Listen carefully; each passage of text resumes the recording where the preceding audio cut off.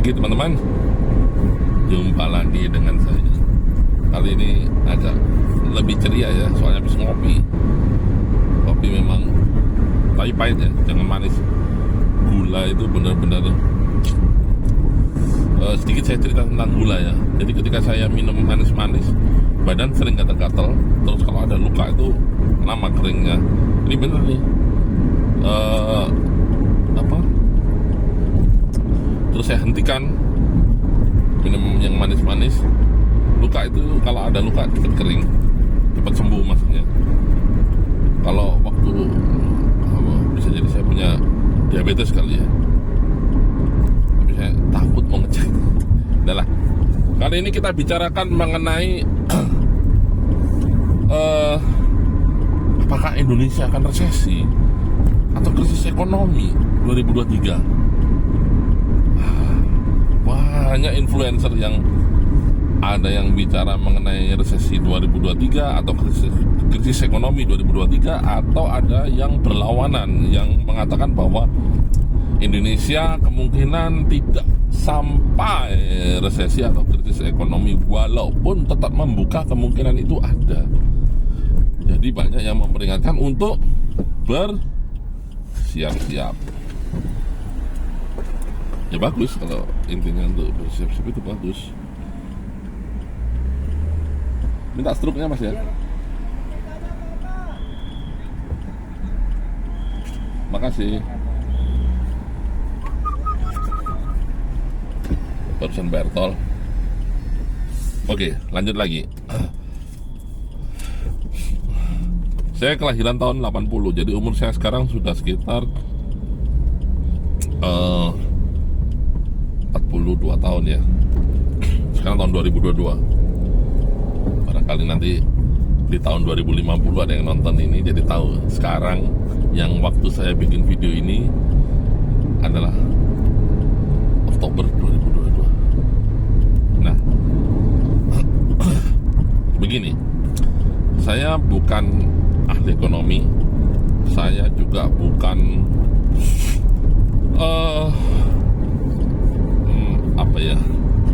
S1 aja bukan saya cuman pernah kuliah, lulus SMA, pernah kuliah tapi tidak sampai menyelesaikan jenjang sarjana. Artinya saya berhenti belajar. Tapi yang bisa saya ceritakan, yang bisa saya bagi kepada teman-teman adalah pengalaman. Saya sudah hidup selama 42 tahun. Saya mengalami beberapa krisis di Indonesia, yaitu tahun 98 krisis moneter, kemudian yang ketiga Presiden Soeharto jatuh atau turun, kemudian tahun 2008, 2012, walaupun 2008 dan 2012 ini bagi sebagian orang tidak seberapa pengaruh, tapi sebenarnya itu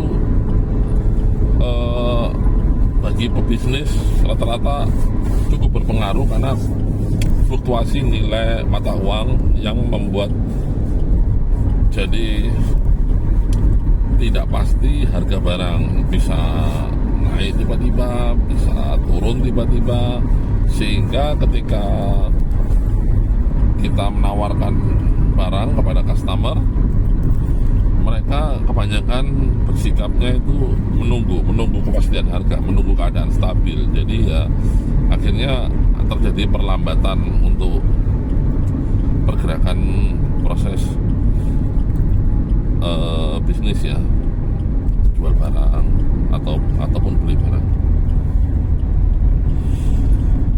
Begini, pada tahun 98 saya masih SMA atau memasuki kuliah pertama kali, dan di situ saya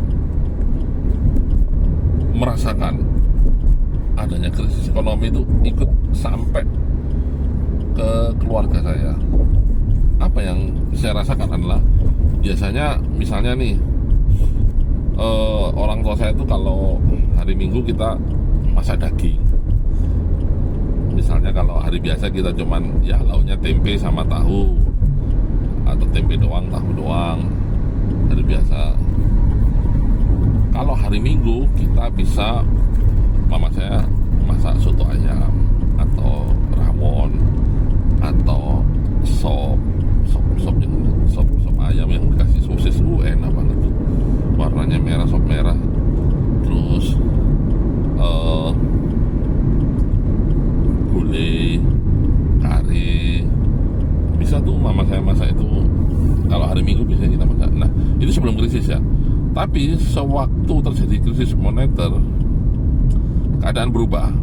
Bukan tiap minggu, tapi menjadi hanya, kalau nggak salah, 3 bulan sekali rasanya makan daging itu. Jadi pengaruhnya lumayan. Terus uang saku juga tidak naik waktu itu. Waktu saya sekolah itu, kuliah itu tahun 98 itu, saya cuman dikasih uang itu seharinya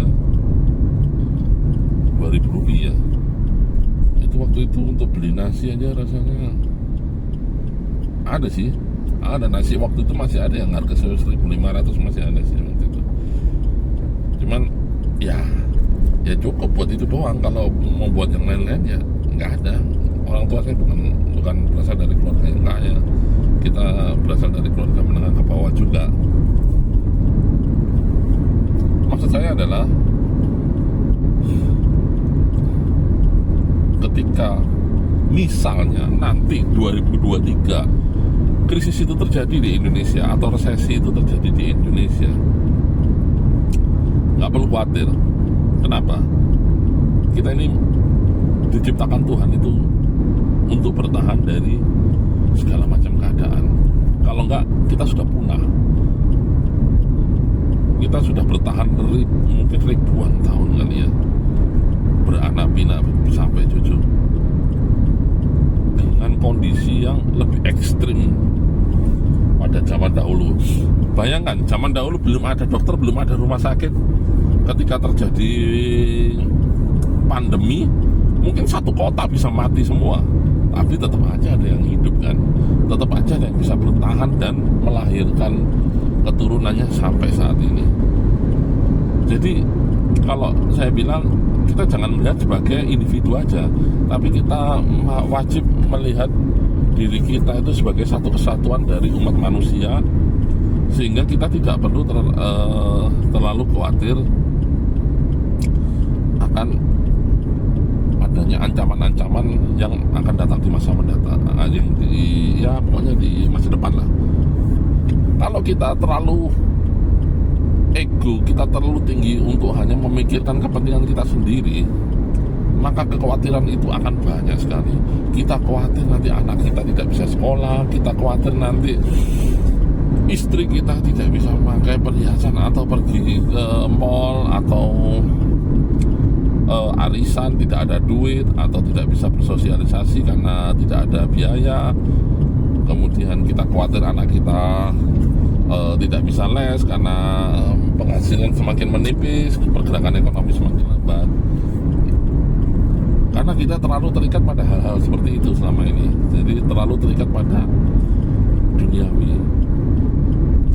Loh, kalau ada pertanyaan, loh duniawi kan penting. Kalau nggak ada duniawi, gimana kita bisa menjalankan hidup sehari-hari, mencapai tujuan kita dan berusaha hidup nyaman dan bahagia? Loh iya, memang penting. Semua itu penting. Uang itu penting, pendidikan itu penting.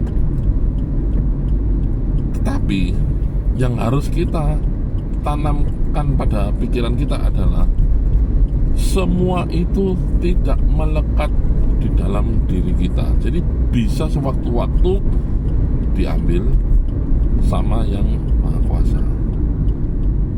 Artinya kita harus siap ketika terjadi perubahan drastis.